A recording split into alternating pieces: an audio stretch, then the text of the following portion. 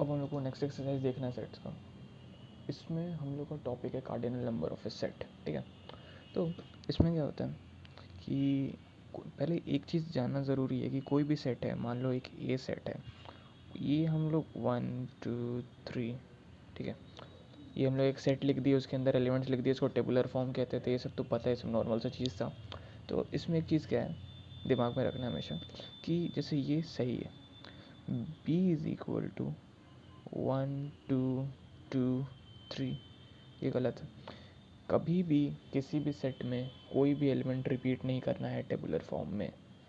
यहाँ 2 रिपीट हो गया मतलब ये गलत है, ऐसे लिख ही नहीं सकते। एक सेट में एक एलिमेंट को रिपीट नहीं कर सकते, ठीक है। अब कार्डिनल नंबर क्या होता है, जितना नंबर ऑफ एलिमेंट्स जैसे किसी सेट में जैसे जैसे उसको लिखते हैं ऐसे कार्डिनल नंबर n करके। जैसे cardinal number of set a कितना होगा जाएगा 3, तो इसको ऐसे लिखेंगे n a is equal to 3। Cardinal number of b कितना होगा 3 ही होगा, मतलब एक तरह से अगर ये नहीं रहता तो अगर मान लो c इज इक्वल टू 3 7 9 11, तो इसका कार्डिनल नंबर क्या हो जाएगा N C is equal to 4। समझ में आ गया कार्डिनल नंबर। अब हम लोग को टाइप्स ऑफ सेट देखना है तो हम लोग बुक के पेज से देख लेंगे क्योंकि उतना लिखने का ज़रूरत नहीं है, ठीक है। हाँ, तो अभी हम लोग कार्डिनल नंबर ऑफ सेट देख लिया, अब हम लोग को देखना है टाइप्स ऑफ सेट्स सॉरी। तो यहाँ पे हम लोग को पहले फाइनाइट सेट है। फाइनाइट सेट कोई भी सेट होता है जिसमें हम लोग को पता है कि फिक्स नंबर ऑफ एलिमेंट्स रहेगा। जैसे कि एग्जांपल देखो, set of boys in your class, वो एक फिक्स है कि हाँ इतना लड़का है क्लास में। Set of girls in your class, तो फिक्स है कि इतनी लड़की है। तो अगर तुमको मान लो लिखा है कि set of names of girls in your class, तो तुम सबका लिख सकते हो नाम, कोई मतलब सेट बन जाएगा और वो तुमको फाइनाइट सेट बनेगा। ऐसा नहीं है ना कि तुम लिखते लिखते नहीं अभी तो और लिख सकते हो और लिख सकते, कभी ख़त्म ही नहीं हो, ऐसा नहीं है, फाइनाइट रहेगा, ठीक है। दूसरा example x is that X is a member of particular family. किसी फैमिली का मेंबर वो तुम्हारा फाइनाइट ही रहेगा ना, किसी फैमिली में अनलिमिटेड मेंबर तो नहीं रहेगा, फिक्स है इतना ही मेंबर रहेगा।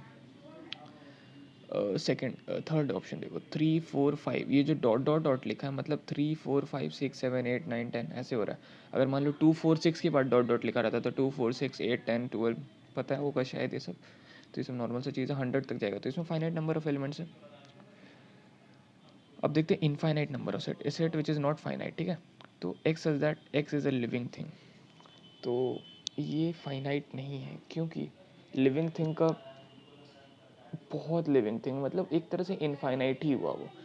डेली नया ऑर्गेनिज्म बनता है, छोटा छोटा कीड़ा, वो सब भी लिविंग है, इतने लोग हैं, मतलब समझ रहे हो, इनफाइनाइट हुआ। दूसरा example x is that x belongs to whole number and x is greater than 1000।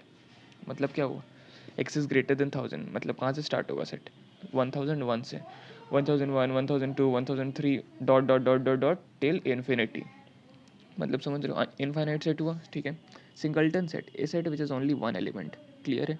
X is that X is a president of India, एक ही प्रेसिडेंट होगा इंडिया का। Set of whole numbers between 6 and 8, क्या होगा set of whole numbers between 6 and 8, क्या होगा 6 नहीं होगा और ना ही 8, बिटवीन मतलब उसके बीच में देखना, और होल नंबर मतलब सिर्फ 7 होगा। बिटवीन हमेशा याद रखना, मैं भी बहुत गलती करता था इसमें, तुमको नहीं करना है, ठीक है।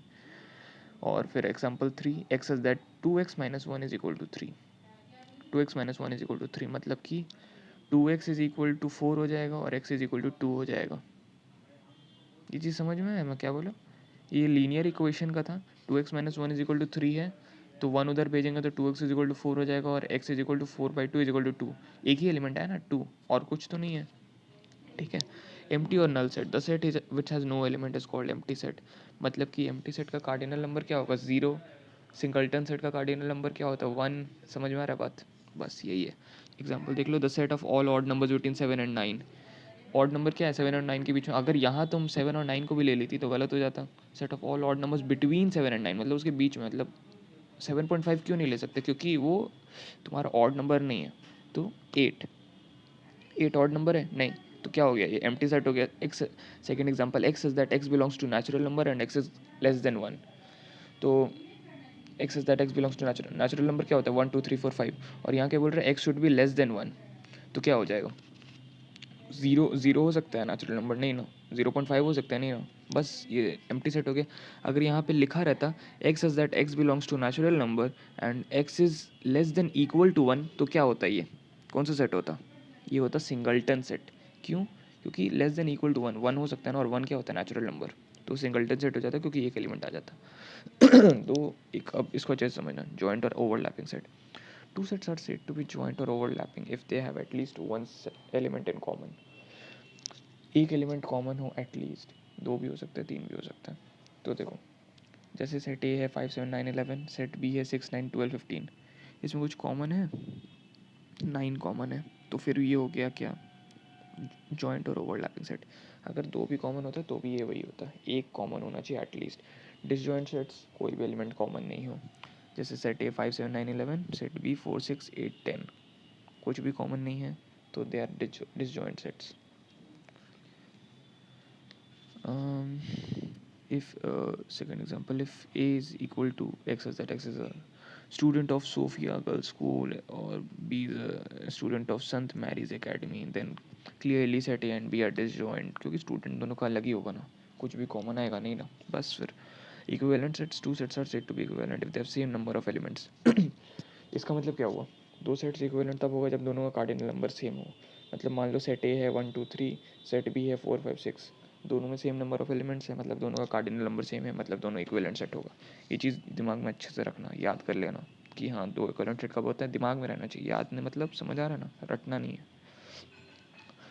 Equal sets, two sets are equal if they have same identical elements, मतलब दोनों का एलिमेंट भी सेम होना चाहिए। जैसे ए 1 2 3 है तो बी भी 1 2 3 होना चाहिए, तभी दोनों इक्वल सेट्स होगा। अच्छा, एक चीज़ यहाँ पे ये समझो कि अगर दो सेट्स इक्वल है तो वो इक्विवेलेंट होगा या नहीं। अगर दो सेट इक्वल है, मतलब ए 1 2 3 है, बी 1 2 3 है, तो इक्विवेलेंट होगा। लेकिन क्या ज़रूरी है कि दो इक्विवेलेंट सेट इक्वल हो? हमेशा ज़रूरी नहीं है। क्यों? क्योंकि इसमें सिर्फ कार्डिनल नंबर सेम होना चाहिए। मतलब मान लो ए इज इक्वल टू 1 2 3 है और बी इज इक्वल टू 4 5 6 है, तो ये तुम्हारा इक्विवेलेंट सेट तो हुआ, लेकिन क्या ये इक्वल सेट हुआ? नहीं, क्योंकि एलिमेंट भी सेम होना चाहिए इक्वल सेट में। समझ आया?